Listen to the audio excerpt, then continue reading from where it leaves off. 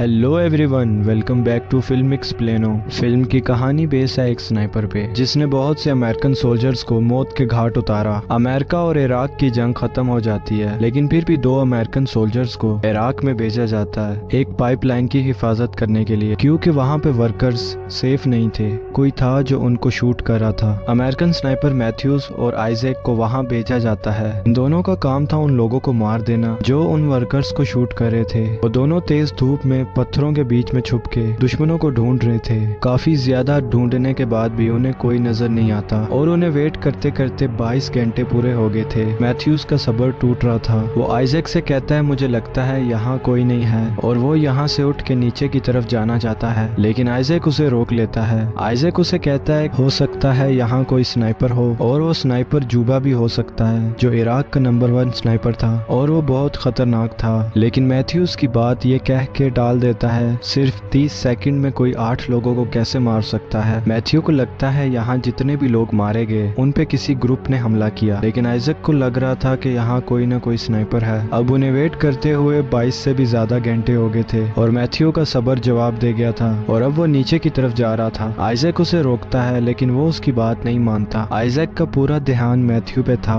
और वो रेडियो पे बात कर रहे थे। मैथ्यू जाके नोट करता है यहाँ पे जितने भी लोग मारे गए उन सबको हेडशॉट लगी थी और मैथ्यू को टांग पे गोली लगती है। आइजैक उसके पास जाता है और वो स्नाइपर आइजैक पे भी गोलियां चलाता है। उनसे बचने के लिए आइजैक जिगजैग में भागता है ताकि वो स्नाइपर आइजैक का निशाना ना ले सके। आइजैक मैथ्यू के पास पहुंचता है और उसके पाँव में भी एक गोली लगती है और वो भी जख्मी हो जाता है। वो स्नाइपर से बचने के लिए पास में मौजूद एक दीवार के पीछे चला जाता है और मैथ्यू दर्द से चीख रहा था। मैथ्यू आइजैक से सॉरी बोलता है क्योंकि उसने उसकी बात नहीं मानी और यहाँ पे आ गया। आइजैक अपनी टांग पे पट्टी बांधता है ताकि खून जाया ना हो और वो हेडक्वार्टर से कांटेक्ट करने की कोशिश करता है ताकि वो मदद बुला सके, लेकिन रेडियो का एंटीना टूट गया था क्योंकि उस स्नाइपर ने सीधा रेडियो के एंटीने को टारगेट किया था ताकि वो बेस से राब्ता ना कर सके। मैथ्यू अपनी राइफल तक पहुंचने की कोशिश कर रहा था, लेकिन आइजैक उसे कहता है कि तुम कोई हरकत ना करो वरना वो स्नाइपर तुम्हें गोली मार देगा। आइजैक दीवार के एक सुराख में अपना स्पॉटर लगा देता है ताकि वो स्नाइपर को ढूंढ सके। वो अपनी टांग में लगी गोली को बाहर निकालता है और बैंडेज लगाता है, लेकिन उसका काफी ज्यादा खून वेस्ट हो गया था। दर्द की वजह से आइजैक बेहोश हो जाता है और जब उसे होश आता है तो कोई रेडियो पे उससे कांटेक्ट करने की कोशिश कर रहा था। उसे लगता है कि कोई हेडक्वार्टर से उससे कांटेक्ट करना चाहता है, इसलिए वो अपना नाम और पोजीशन बता देता है और वो बताता है कि हम दोनों को गोली लगी है और हमें हेल्प चाहिए। तभी उससे पूछा जाता है कि हमें अपनी एग्जैक्ट लोकेशन बताओ या फिर खड़े होके गोली चलाओ क्योंकि तुम हमें नजर नहीं आ रहे। आइजैक जानता था कि ये रूल्स के खिलाफ है और इसलिए आइजैक को उस आदमी पे शक होने लगता है और वो उसकी बातों को गौर से सुनता है क्योंकि उसका एक्सेंट अमेरिकन की तरह नहीं था। आइजैक समझ जाता है कि ये वही स्नाइपर है जिसने उन पे गोलियां चलाई और वो उसे मारना चाहता है, इसलिए वो उसकी एग्जैक्ट लोकेशन जानना चाहता है। उसे आइजैक की रेडियो फ्रीक्वेंसी मिल गई थी, इसीलिए वो उससे बात कर रहा था। आइजैक उसे कहता है कि मैं जान गया हूँ तुम वही स्नाइपर हो जिसने मुझे शूट किया। अब आइजैक उसे इग्नोर करके बेस में कांटेक्ट करने की कोशिश करता है, लेकिन वो स्नाइपर उससे कहता है कि मुझसे बात करते रहो वरना मैं मैथ्यू को गोली मार दूंगा। इसलिए आइजैक उससे बातें करने लगता है ताकि मैथ्यू जिंदा रहे। वो आइजैक से पूछता है कि तुम्हारी फैमिली में कौन है और तुम स्नाइपर कैसे बने, लेकिन आइजैक उसे कुछ नहीं बताता और उसे बातों में उलझाए रखता है। इसके साथ वो एक मैप तैयार करता है जिसके जरिए वो उसको ढूंढ सके। वो अपने बैग में से पानी की बोतल निकालता है और उसमें पानी नहीं होता क्योंकि स्नाइपर ने उस पे भी गोली मारी थी। वो स्नाइपर कहता है कि मैंने जानबूझ के पानी की बोतल में गोली मारी थी। आइजैक उसे कहता है कि तुम बकवास कर रहे हो, कोई भी इतना परफेक्ट निशाना नहीं लगा सकता। वो स्नाइपर कहता है कि मैंने तुम्हारे रेडियो का एंटीना भी उड़ा दिया और तुम्हारी टांग में भी गोली मारी। अब तुम प्यास से मर रहे हो और तुम्हारा बहुत ज्यादा खून भी जाया हो गया है और तुम बेस से भी कांटेक्ट नहीं कर सकते और ऐसे ही तुम तड़प तड़प के मर जाओगे। तब आइजैक उससे कहता है कि तुम एक आतंकवादी हो। वो इस बात पे हंसने लगता है और कहता है कि तुम लोग हमारे मुल्क में बंदूक लेके आते हो और हम पे ही गोलियां चलाते हो और तुम हमें ही आतंकवादी कह रहे हो। काफी ढूंढने के बाद आइजैक उस स्नाइपर की लोकेशन जान जाता है। वो कचरे के ढेर में छुपा था, लेकिन अभी भी आइजैक को उसकी एग्जैक्ट लोकेशन नहीं पता थी। 24 घंटे कचरे के ढेर में छुप के रहना और वहां से इतना परफेक्ट निशाना लगाना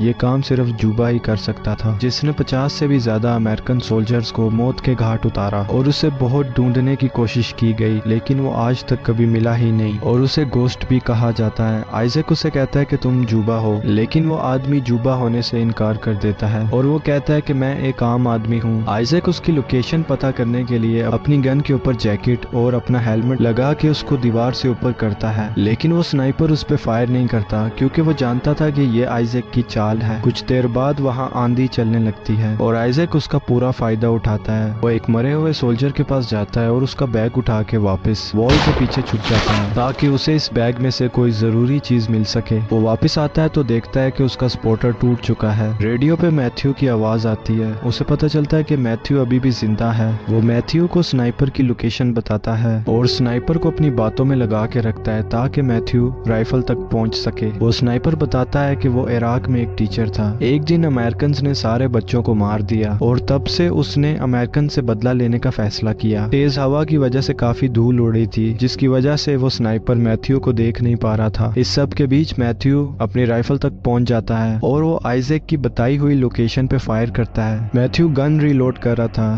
तभी उसकी बाजू पे आके गोली लगती है। जान बचाने के लिए वो आइजैक की तरफ जाने लगता है। इससे पहले ही वो स्नाइपर मैथ्यू को हेडशॉट मार देता है और यहाँ मैथ्यू आइजैक की आंखों के सामने मारा जाता है। ये देख के आइजैक रोने लगता है। उसका दोस्त उसकी आंखों के सामने मारा गया और वो उसे बचा नहीं सका। इसके बाद वो स्नाइपर पूछता है कि वॉर तो कब की खत्म होगी, इसके बाद भी तुम यहाँ पे क्या कर रहे हो। आइजैक कहता है कि मैं नहीं जानता, मैं बस अपने घर जाना चाहता हूँ और अपनी फैमिली से मिलना चाहता हूँ। स्नाइपर कहता है कि तुम इतनी आसानी से घर नहीं जा सकते। आइजैक को रेडियो पे कुछ आवाज सुनाई देती है। वो बेस से कांटेक्ट करता है, लेकिन उसकी आवाज बेस तक पहुंच नहीं पा रही थी, बस वो उनकी आवाज सुन सकता था। तब वो सुनता है वो स्नाइपर आइजैक बन के हेडक्वार्टर से मदद मांग रहा है। तब आइजैक को समझ आती है कि असल में मरने वाले लोगों ने कभी मदद मांगी ही नहीं, क्योंकि स्नाइपर ने उन्हें पहले ही मार दिया था उनकी इन्फॉर्मेशन पूछ के, और उसी ने बेस पे कांटेक्ट किया था ताकि मदद के लिए और लोग आए और वो उनको भी मार दे। वो ऐसे ही जाल बिछा के एक एक अमेरिकन सोल्जर को मार रहा था। तब आइजैक को ये एहसास होता है कि ये स्नाइपर कितना खतरनाक है। बहुत ज्यादा खून बहने और पानी ना पीने की वजह से आइजैक बेहोश हो जाता है। जब उसे होश आता है तब उसे एक हेलीकॉप्टर की आवाज सुनाई देती है। वो स्नाइपर से बात करने की कोशिश करता है, लेकिन उसे कोई रिप्लाई नहीं मिलता। वो मैथ्यू की गन अपने पास खींच लेता है और उसे नजर आता है कि हेलीकॉप्टर उसके पास आ रहा है। आइजैक उस दीवार को गिरा देता है और कचरे की ढेर की तरफ निशाना लगाता है। स्नाइपर भी आइजैक पे एम करके बैठा था, लेकिन धूल और मिट्टी की वजह से उसे कुछ दिखाई नहीं दे रहा था। वो आइजैक पे फायर करता है और उसकी गन से निकलता हुआ फ्लैश आइजैक देख लेता है और आइजैक ठीक वहीं फायर करता है। इसके बाद स्नाइपर की तरफ से फायर आना बंद हो जाता है, जिससे आइजैक को लगता है कि वो मर गया। आइजैक उठ के खड़ा हो जाता है, लेकिन अभी भी वो अंदर से डर रहा था कि अगर वो जिंदा हुआ तो वो उसे मार देगा, लेकिन आइजैक पे कोई भी फायरिंग नहीं होती। अब आइजैक को कंफर्म हो जाता है कि वो मर चुका है। इतनी देर में हेलीकॉप्टर लैंड करता है और उसके साथ ही आइजैक को उठा के ले जाते हैं। अब वो हेलीकॉप्टर फ्लाई करने लगते हैं, तभी उनके हेलीकॉप्टर पे फायरिंग होती है और वो हेलीकॉप्टर क्रैश हो जाता है और उसने सबको मार दिया। वो स्नाइपर फिर हेडक्वार्टर से कांटेक्ट करता है और उन्हें सारी सिचुएशन बताता है। वो उनके नाम यूज करता है और उनसे मदद मांगता है। ये स्नाइपर और कोई नहीं बल्कि जूबा था। इसके साथ ही ये मूवी यहाँ पे खत्म हो जाती है। मूवी का नाम है